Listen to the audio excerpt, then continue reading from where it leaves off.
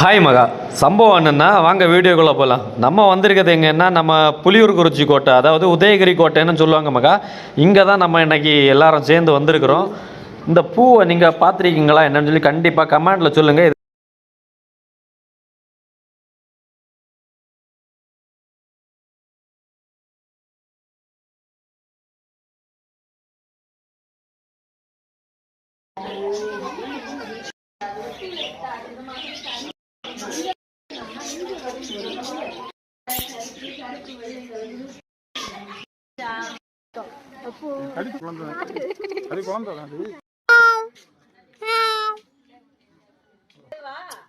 வா வா வா.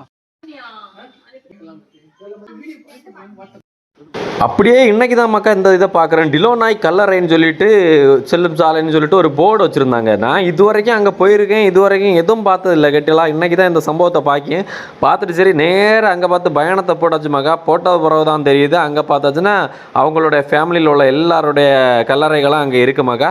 இவர் யார் என்ன ஏதுன்னு டீட்டெயில்ஸ் வரைக்கும் அங்கே கல்வெட்டில் பதிச்சு வச்சுருக்காங்க.